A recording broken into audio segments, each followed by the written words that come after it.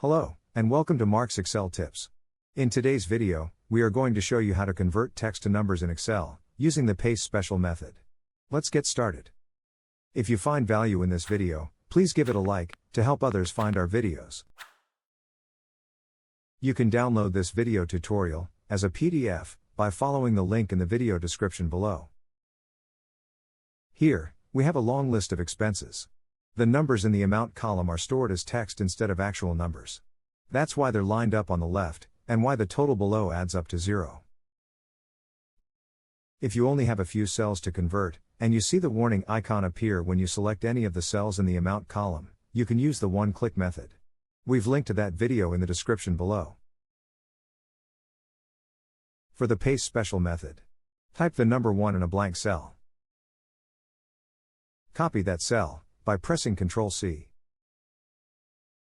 Select the range of cells that you want to convert to numbers. Right-click the selection. Then click Paste Special. Under Operation, choose Multiply. Then click OK. And that's it. The numbers are now real numbers instead of text. Notice they're right aligned now instead of left. And the total correctly shows 3750. You can delete the helper cell, now that the conversion is complete. It's no longer needed. That's it for today's video. If you enjoyed today's video, please give it a thumbs up and subscribe so you don't miss any of our future videos.